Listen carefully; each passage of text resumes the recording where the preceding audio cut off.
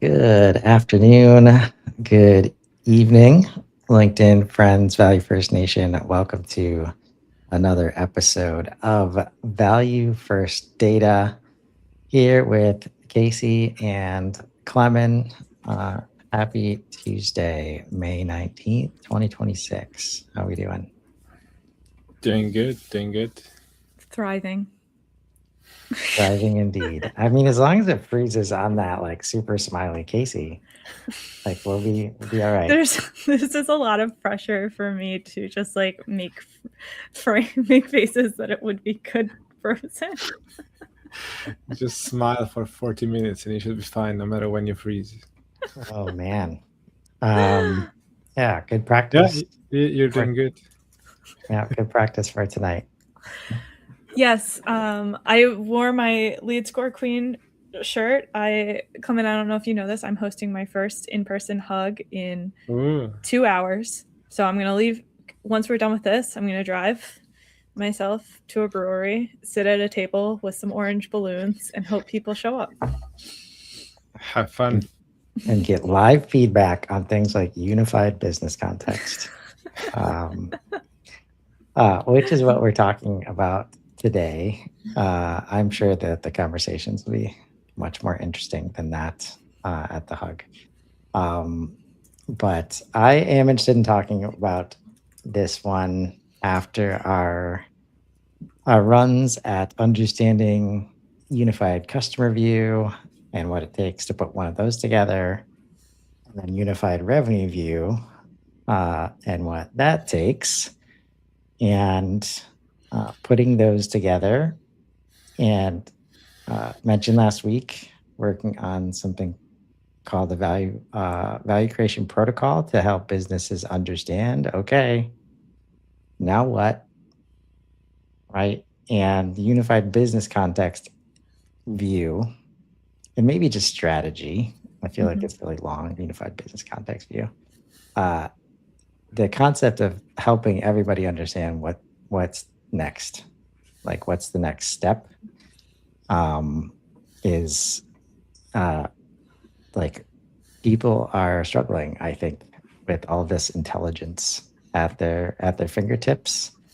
So maybe there's a framework here that you can latch onto, but I think if you can ask help from AI for anything right now, it is bringing almost whatever you want right into your workflow. But that's really hard to ask for what you want if you don't understand the context of any given situation. Love to hear thoughts on how you might be seeing people struggle with that, or how you've seen them kind of change to support like all of this valuable data like coming in front of them. I'll start with my understanding of what you mean by unified business context.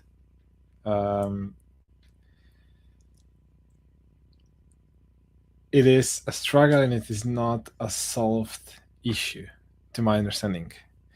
And primarily where I see, even us internally with a team of 3, how do you keep a context of what we do shared, synced, up to date on a hourly basis? I was just asking earlier today, Nate, sharing him 3 proposals explaining the real value I believe Celestial brings to HubSpot users around AI, which I think is a good addition to what we had being written. But how now we bring that context into everything else we have. First in my local environment, and then shared across the team. Our CTO came up with a phrase, AI availability, like bioavailability of drugs. You can eat as much as you want of a drug, but if it's not absorbed by the body, there's no effect of it. Like, you can have everything you want as a context, but if that context is not available to AI and agents in a way they can digest and use it, nothing will happen. We're now building a quoting agent for a company where they started with throwing, probably 100 plus PDFs of something to an agent, hoping agent will figure out what is in there in PDFs. I mean, there's no way agent can work. Mm-hmm. PDF is not a format which is meant for AI availability. So I feel here and see that business context is a huge pain for many businesses at so many levels. And from small teams, of course, to enterprises, this only increases the complexity. Yeah, I agree. I think we're in this this weird time where we all know how important context is right now, but we still haven't really developed all the mechanisms to collect and share it. And so we're kind of working towards that goal, and now we have with AI, we have a really good reason to need context in a way that I feel like everyone was just living kind of okay without it before. Well, there's an understanding of like humans, like it's so innate to what we do, just like communicating with others and serving others. Like that's why I think it's been a challenge for SaaS to suggest that things can be automated in the way that they always have been, or in a way that like kind of mimics that level of value. If we just get your data up to date and we just keep track of emails, and like it just never could get there. And that's what turns people off of the systems when they're promised that, but then they still have to. It's not even they have to, they just know they have more context, than the system itself.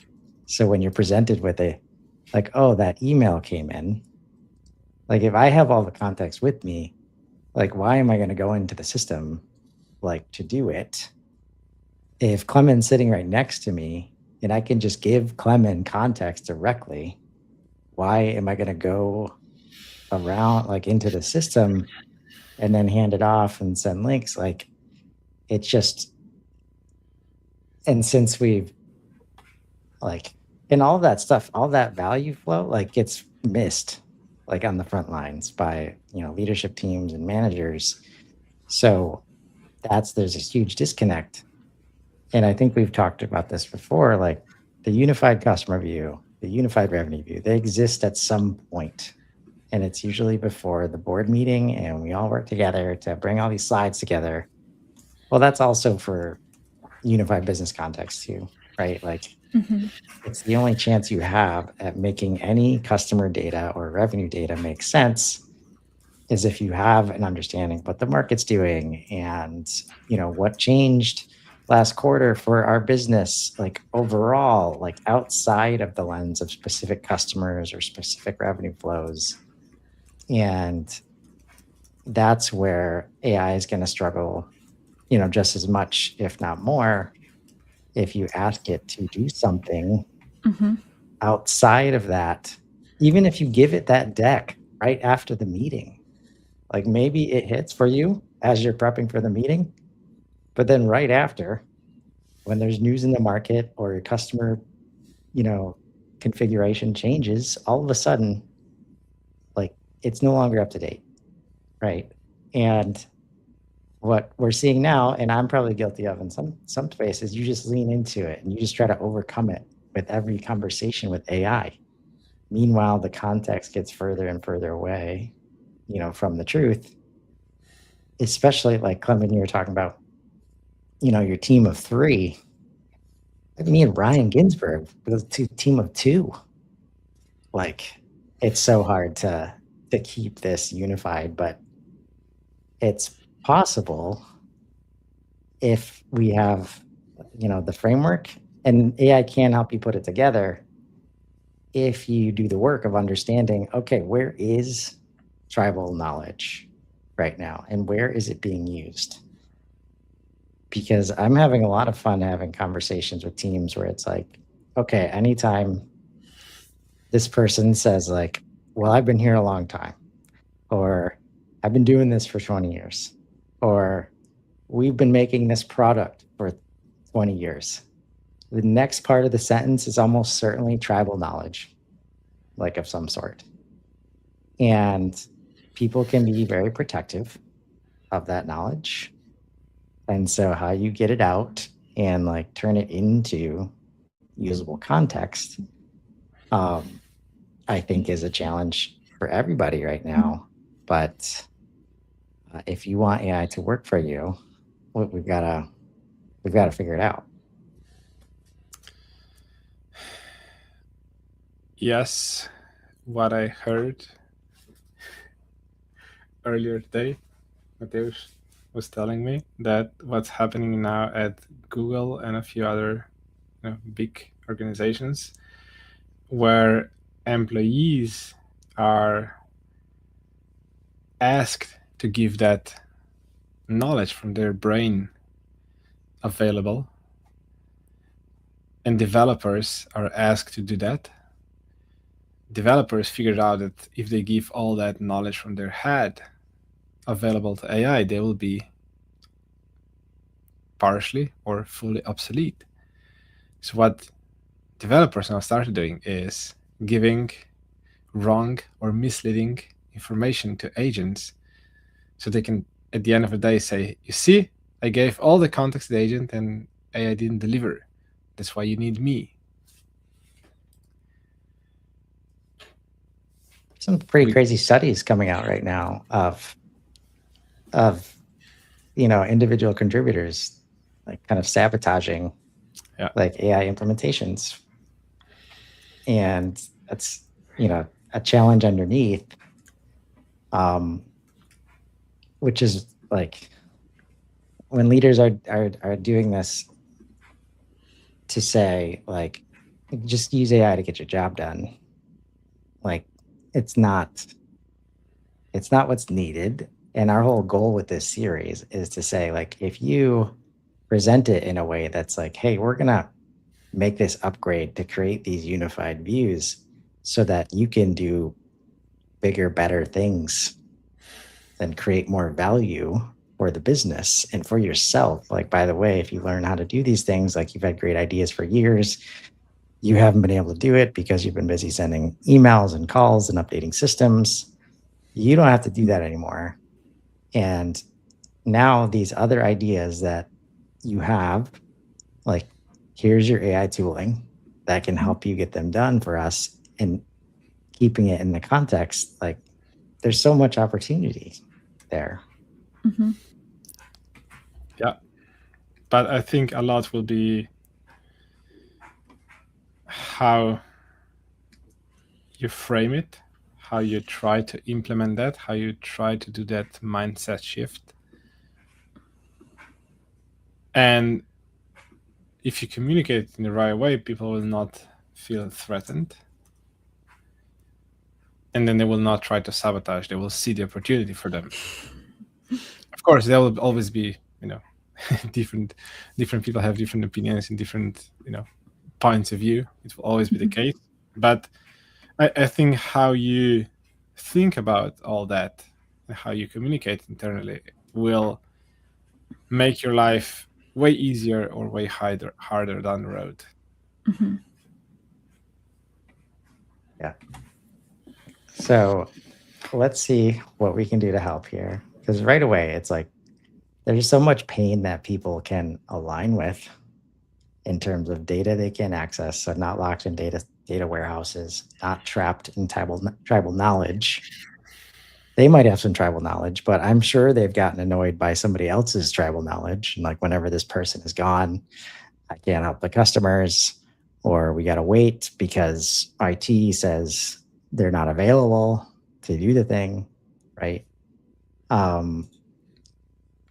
You have to find a way to like speak from this perspective and solve for the pain in a way that's not like just going to remove them from the equation. So what we've been hearing for a long time, we have tons of data, but nobody can find the insight they need when they need it. By the time our data team creates the report, the decision moment has passed. Every question requires a ticket to IT or analytics. We can't move fast. Context that should inform decisions is trapped in people's heads, and we don't have access to it. So decision delays, like amongst the rest of this list, probably I think it's one of the most detrimental like parts. One of the things that most commonly gets in the way of business growth, right? Is especially now. Like if you don't create an agile decision-making process, like you're just not to find a way to do that. Like you must find a way to make fast decisions when the market is moving as fast as it is, when AI is updating, when your people can add capabilities as fast as they want, when they can access AI, the way that they're allowed to. It's you can solve this, like if you want to. I would say it's hard to know where to start, and that's kind of the whole idea here. Is these unified views, this concept of how do we bring the context together so it can enable all of our people. You have to figure out what you want to be in that view, right? Yeah. And every individual contributor or even higher to the top of the organization, I hope it will be seen as an opportunity. You can redefine, and you will need to redefine your value in the organization. So the sooner you start thinking about that, the better for you and for the organization. Yeah, and I mean, I have a couple of projects I'm working on right now where there is the decision delay is so intense that it not only slows the project down, but I feel like it kind of makes people lose interest in a way that is really problematic, truly. Like I feel myself disengaging when like I'm like, well, it's gonna take weeks for that to happen. So like once I mean we're humans like to see progress, humans like to see success, we like to feel good, and when things are kind of stuck, it has a morale piece in addition to just the actual impact. Yeah. Yep. I mean, for me, and this is why I could not exist inside of organizations. Like, there's nothing worse than having a meeting, everybody getting real excited about alignment on a solution to a problem that everybody's trying to solve, and then nothing happens, and you come back the next week, and it's the same conversation, right? Like, why aren't we making a decision? Why can't we move forward? A lot of these reasons are the ones that get in the way. It's like, oh, sales and marketing are in agreement, but now IT has to make it happen inside the CRM. And this is the sixth time we've done that. So we're not going to ask IT anymore, and we're going to create our own like shadow CRM system and spreadsheets and all this stuff. And stuff starts to silo. So some examples of what doesn't work. Built executive dashboards with all our key metrics. And then executives still ask everybody for custom reports because the dashboards look pretty, but they don't actually answer any questions. We implement BI platforms. So, hey, come get it yourself. Like, just whatever question you have, just come into the platform. Like, we built it for you. Just come in. Requires training nobody has time for. And the only team that knows that system is the team that built it. And then AI-powered analytics platforms. Generates interesting insight that nobody acts on, and is not anywhere near our normal workflows. Like, hey, Claude, can I get a nice one-page brief about topic XYZ? Yeah, here's a 15-pager. How's that? It's a real interesting brief here, right? Like, no matter how it comes in, and I love see, this is where, like you said, AI availability. So much of this is like two sides of the same coin. Like, do the humans have the availability to like capture the insight that AI is providing? Is a huge struggle right now. Yeah. It was even in the past, I guess. It was just not about AI, but human availability of data. I've been using the phrase, yes, it's on the drive, for probably 10 years now, or even more.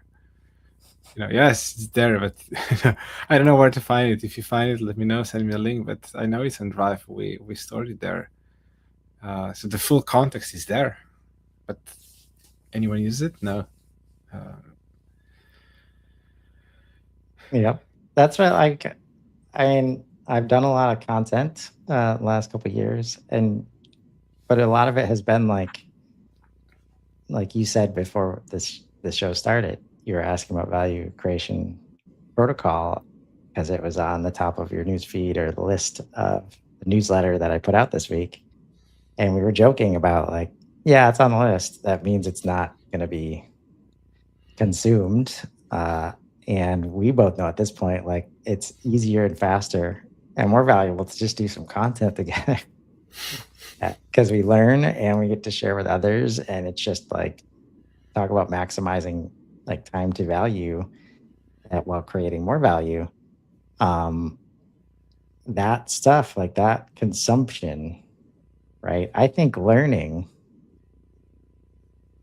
is in a tough spot. Like, if you're not using the information as it's around you, as the context is around you, it's gone like immediately. And whether it's social and the social feed, like making you do that, it's either stop right now for 10 minutes so you can comment, or you save it with the hopes that you're gonna come back to it later and never do. Like, is the save function like in any social media or any of these platforms? Like, I would love to see like consumption rates like on the return. But all of this is a way, like, if you don't create the space, or you don't create if you don't create the space to like get help with understanding what the context of the moment is, like, the moment will pass, right? And you're not going to be in a spot to make a decision. And I think, like, given the volume of thing, that's why this whole program is like, you have to use AI, like, to understand the insights available to you at a fast, like, as fast as they are coming to you, as fast as they are being created in the market. And the more that we have to ask other people to do the processing, even if they're using AI, because they can go use AI, do that processing, and then they deliver you 15-page reports that you're not going to look at anyways. Like, or you have a 15-minute meeting where you're not present, for that meeting. And then you're like, oh, it's in the transcript. Just watch the recording later. You're not going to watch the recording. Yeah. Right? Unless it is right next to like the report and right next to a customer asking a question about that topic and right next to your next meeting with your team members that are also about that topic, right? This is the kind of stuff where if you can bring this stuff together, it starts to have a chance. Like that's why I do as much content as I do. It's not because I know people are going to consume it. It's that the feed is constantly moving. And if you don't show up every day, you can't be seen every day. Right? And if you're not seen every day right now, if you're not out there every day right now, the chances that you get seen inside of 1 week are, start to drop off a cliff. Maybe we can think of data in context in the same way, where it's always in front of you, in context, in your workflow. Am I thinking about that correctly, you think? I mean, to me, where things are unclear is as every day so much new context is available, so much new thoughts, and as you said, agile, and make quick decisions and make a lot of decisions and a lot of iterations is, I feel, needed. It feels hard, at least for my brain, to so many iterations. But the context is changing, not even on a weekly basis, sometimes on a daily basis or even hourly basis. How do you really keep that context as much up to date as possible so that it's not the same case as with CRM data, which doesn't get updated, and then you start doing siloed partial context? I think a lot about that. I don't yet have, or we don't yet have, I think, a good way of doing that, but at least we can think about it and have experiments how to do it.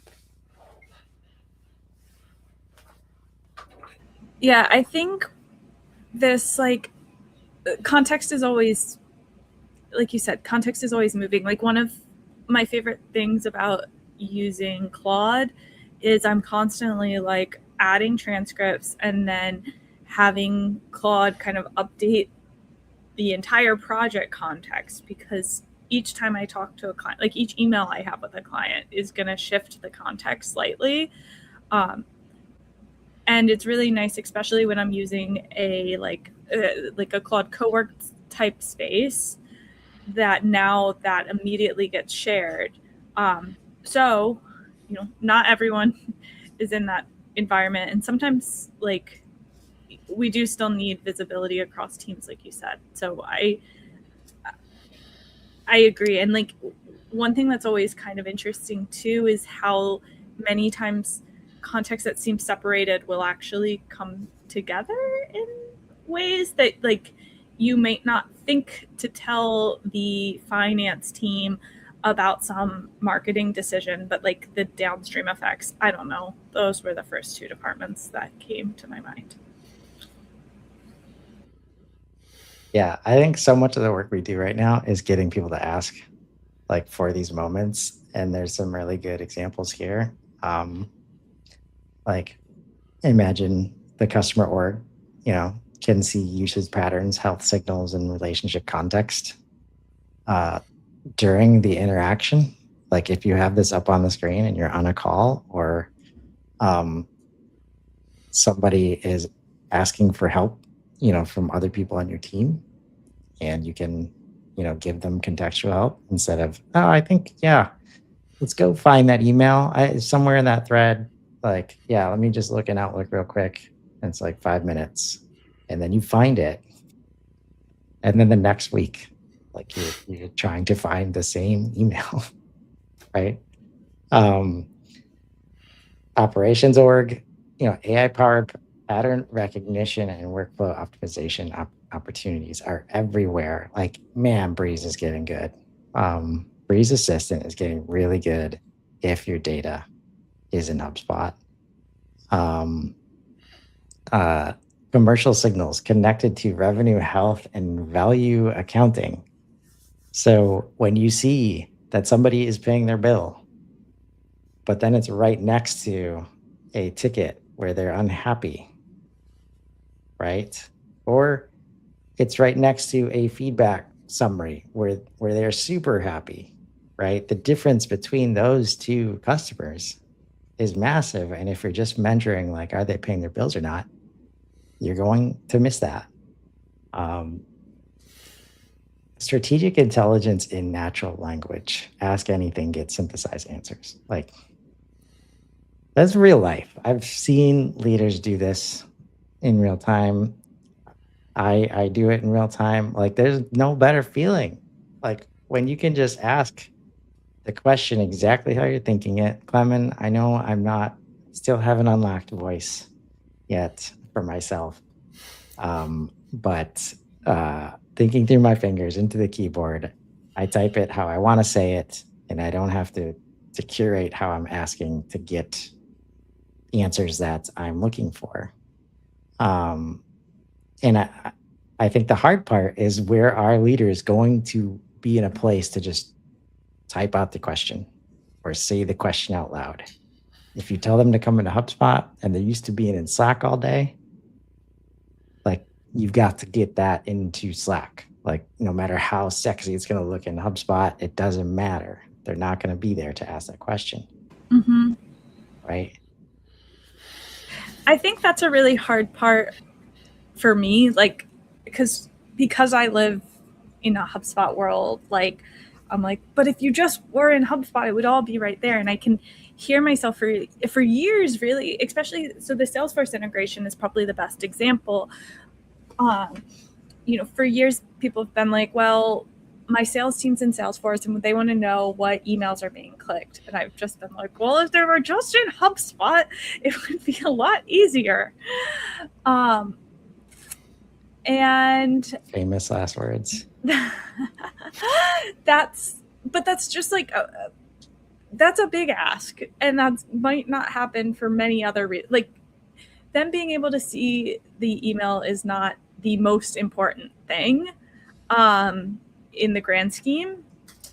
There's other reasons they're in Salesforce and so on. And then the same thing, like, sure, maybe we do wish our executives were in HubSpot, but if that's not their work stream, then it's not. And I am, now that it's getting much easier to break those silos, I don't know, that sounded very like I mean, it's the truth, but we gotta help them ask to break it. Like, everybody makes assumptions right now of like, oh, that's in that system over here. Never been able to do that before. IT's gonna get in the way. Like, all these things that we're used to, like, saying. And so much of AI is like, if you cannot experience it yourself, you will not believe what we're saying. So it's all about, like, show and tell. And even those moments where this is the challenge, if you have not stepped up from unified customer to unified revenue to unified context. Like, I remember Emerson McEwen showing me, like, I built this HubSpot MCP and I've got this chat right in Slack, and the CEO can just ask whatever reporting question he has and he gets it right in Slack. Like, Emerson, I think self-proclaimed RevOps wizard, like, that builds the MCP and is also in charge of the revenue organization to make sure all the data is great, so that a CEO can just ask a question from Slack and trust there's a lot that goes into that, right? But the first step is understanding that it it can happen, right? Because before that, I guarantee that executive not going into HubSpot where all the data is, which means we're sending reports via email, we're exporting things via spreadsheets. And then now there's a decision moment for the CEO in that moment to make a decision. If they don't need to like talk about it with the rest of the leadership team, and now all of that stuff passes by, right? The only caveat here I would point to is, with that being allowed and enabled, so CEO can ask that reporting question at any given time when they want to, you need to ensure the data is up to date at any given time. Where in the past, where you were preparing a report once a month, before you prepared the report, you had 2 weeks of work and time to prepare the data so the report makes sense. Now, every day, the data should be reliable. With one of our customers, we just had a discussion. So with head of RevOps said that on the call, a lady from marketing did some reports with Claude, and that report looked really good. But then when they started digging into it, they realized, hey, it's not useful because the data is not the data you pulled into Claude to make a report is not good, so that we can trust the report, or that the report makes any sense. So you need to work on all bits and pieces, not just enable people to do things with AI on top of massive data and just hope they will spot the wrong pattern or wrong data in the report. They might or they might not. And you, Right. and you don't want a situation where a decision is made on misleading data. Then you lose the trust of, yes, AI can help us do something. Yeah. And that's why it's so hard to think about like going across systems, like creating insight in HubSpot and then somehow sending it to Salesforce and having it be as impactful, like, right?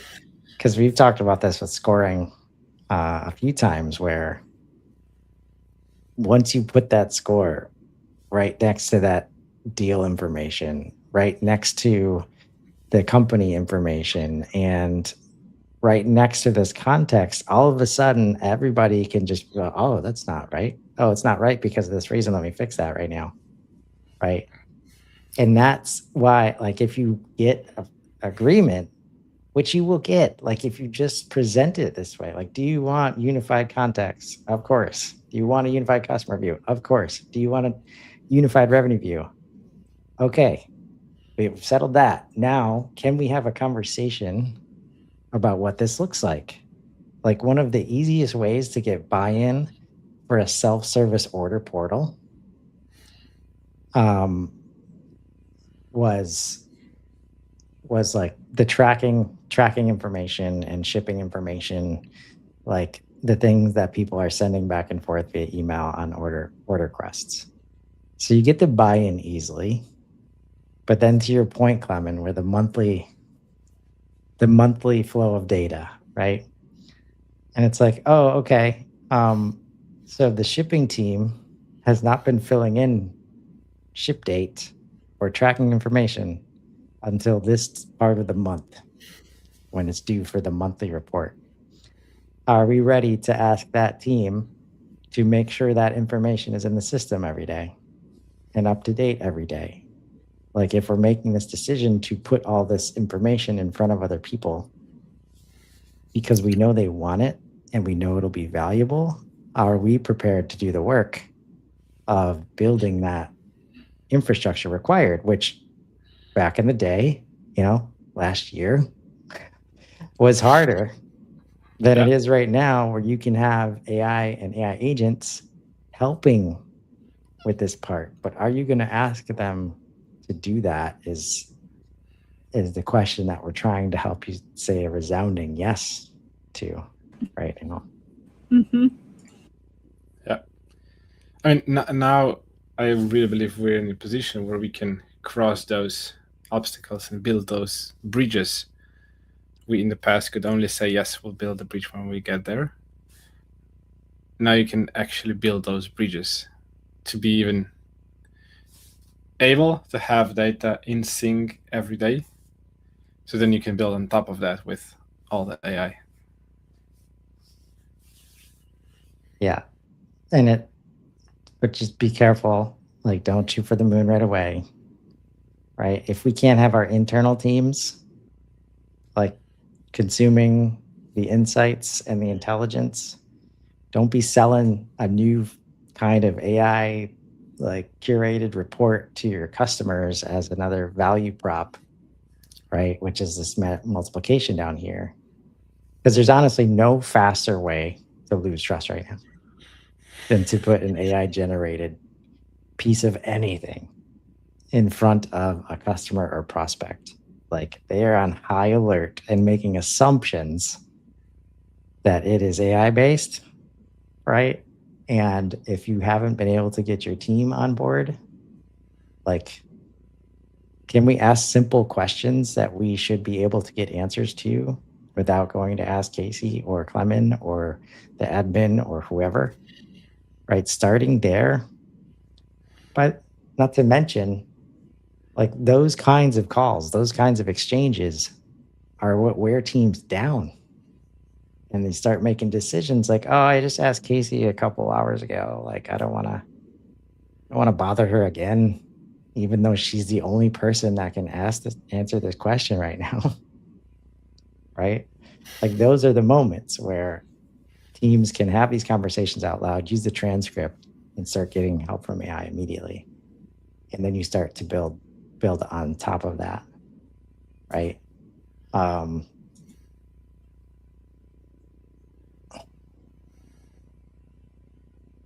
There's just there is a playbook behind this too. I don't know if I'll do another series about it, but we are looking to help anybody that will like receive it. This is a big part. Like we do the first steps to get to here. Like we've got to overcome decision delay, like an indecision inside of orgs. It's you just can't afford it right now. And it takes some work to get there, especially in legacy organizations. But there is a path. And I guess that's what we're up to here every Tuesday is trying to help folks with that.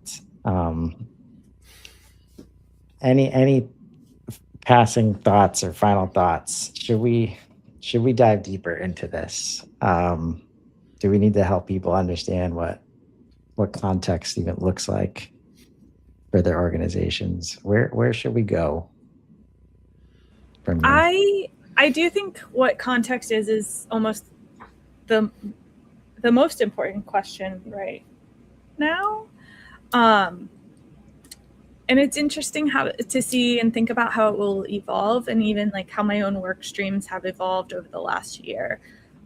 To think about, instead of going to an email, I now will almost always open up my Claude chats and be like, hey, I vaguely remember somebody mentioning this at some point. Do you remember that? And to be honest, that works better. Like it does. Because sometimes it's not going to find it. Like sometimes you're going to just ask it wrong. And like the same like any human. Like if you asked me about my basement and you called it my living room, and I'd be like, what are you talking? Like, I don't know, just little things like that.